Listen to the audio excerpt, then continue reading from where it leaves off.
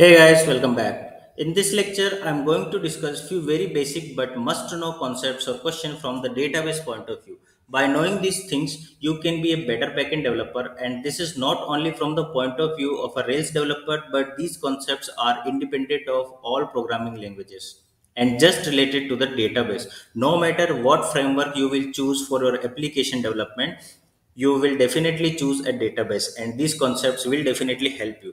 In this lecture I will discuss 11 questions, and this could help you in interviews as well, especially if you are a fresher, but this could be helpful for others as well. So let's start with the first question. So what is data? Okay, so data are raw facts and figure. For example, name of a person or a place can be a data. Price and color of a product can be considered as the data as well. Anything that is raw and could be useful to form an information can be representable by data. Now let's move to the next question. What is information? So information is the meaningful connection of data, or you can say that information is meaningful arrangement of data. For example, let's consider couple of raw figures like Ravi, Indore, and 30. So it just represents the name of a person, place, and age of a person respectively. And this is just the data. But we can form an information with these raw facts that a person with name Ravi lives in Indore city whose age is 30 years. Okay. And this is called as information. So whatever data we store must be able to form an information which provides some means. And you can also say that data itself is not the information, and information without data cannot exist.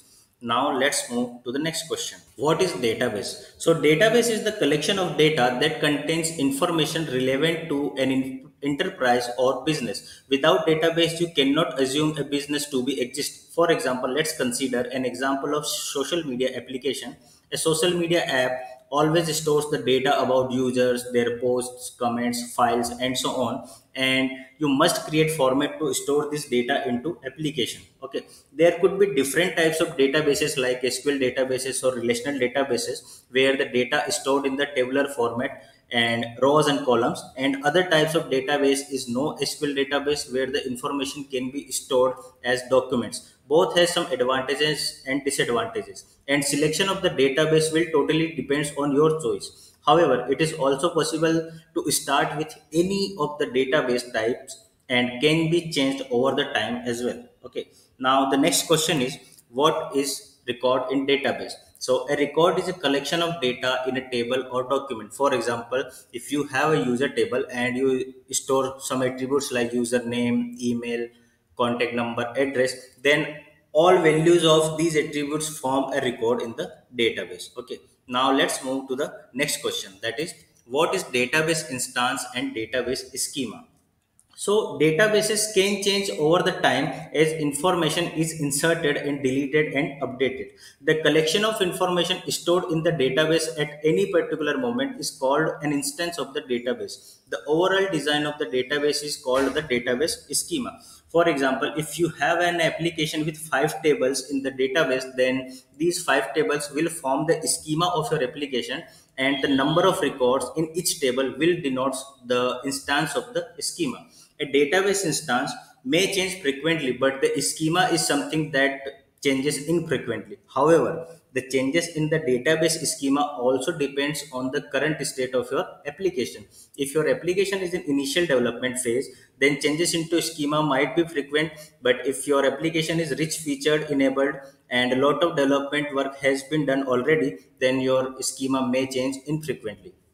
Now let's consider this by an example. For example, if you started building a project today or an application today, then initially you might keep adding tables into your database schema or into your project. Okay, so this at this stage you will add frequently change your schema. Okay, but once your application is matured enough and it is used by thousands and millions of users, then you will add tables into the schema very infrequently. Okay, now the next question is, what is relation?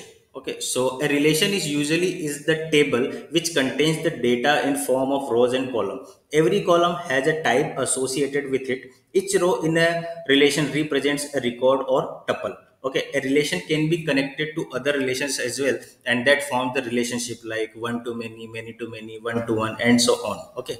Now the next question is, what is entity and entity set? Okay, so an entity is the real world object that is distinguishable from all other object. Okay, or you can separate one entity from others. Okay, for example, if you have a user table in your application, then every user is distinguishable from all other users.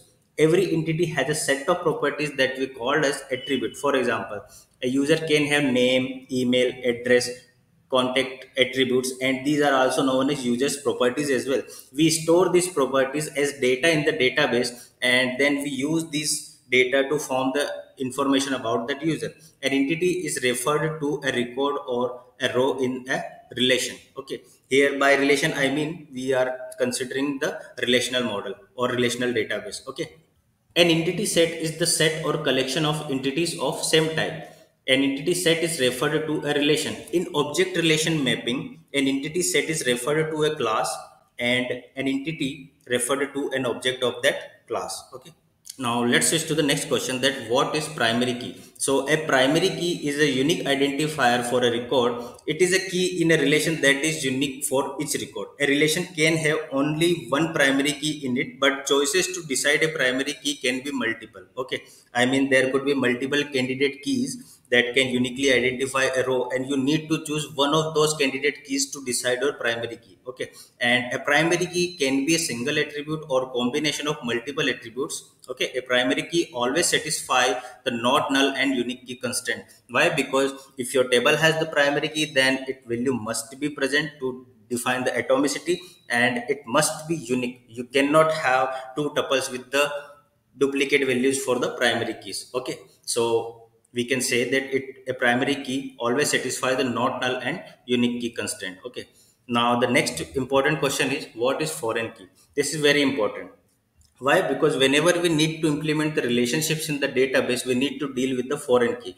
A foreign key is an attribute in one relation which points to the primary key of other relation. Okay, for example, if you have two tables in your table, in your database, I mean, let's say one is user and one is images. So user has many images, so there is one to many relationship between user and images. So you need to store primary key of users table into images table as a foreign key. Okay, so a relation having the foreign key is known as the child relation, and the table with primary key pointed by a foreign key is known as the reference relation or parent relation. Okay. Now another important question is that what is unique key constraint? Okay. So a unique key means that no two rows in a relation or table can have the exact values for all listed attributes. Okay.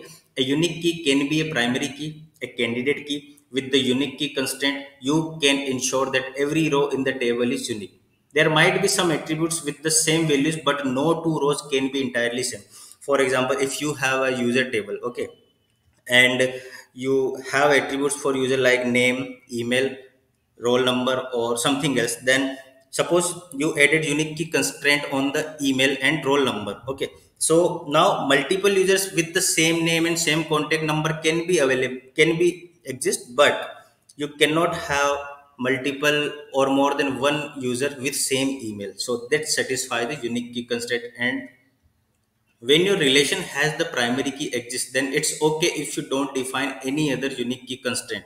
Why? Because primary key always satisfy the unique key constraint. Okay, however, you can define as many as you need. For example, let's take the user table example again, that you have added unique key constraint on the user's email or user's username. Okay, but still there is a primary key for each user associated with it. Okay, so if you have primary key, then it's okay if you do not implement the unique key constraint, but if you wish, you can implement that as well. Okay, now the next and last question is that what is not null key constraint? This is another very important constraint that you must know about it. Okay, null means the unknown value. Okay, unknown, that is not known. Okay, so however, it's a valid value for any kind of database attribute. Okay, for example, you can store null value for the name, you can store null value for the email. Okay, and you can store it for any time, no matter whether it is the type is string, integer, character, text, array, and so on. You can store the null. Okay. The not null constraint prohibits the insertion of unknown data. When this constraint presents, you must provide a valid value for the specific attribute which makes sense while forming the information. For example, consider that you have a user table. I'm taking the user table example again. So in the user table, if you provide a null value for a username, and then when you access that user record, means you are trying to access unknown user. So to avoid this case, you can set not null constraint to username, and every time a user is inserted into database, you will get an error if the name for the user record does not present or it's null. Okay. And there are many situations where we want to avoid null values. For example, primary key cannot be null, or unique key constants cannot be null, or if there is any candidate key exist in your table, then it cannot be null. Okay. So because primary key satisfies the not null and unique key constant, so you must have the values for primary key and for the foreign keys as well. Because if you store the null values for foreign key, then the link between the relationships of two table will be destroyed, so you cannot identify the exact relationships. Okay. And that's all for this lecture. Okay. So these are the 11 questions for this lecture. In the next lecture, we will know some more basic DB concepts like foreign key constraints, referential integrity, strong and composite attributes, weak entities, and so on. So kindly stay in touch for the next lecture, and thanks for watching this, and let's meet into the next lecture. Till then, tata, goodbye, take care, stay safe.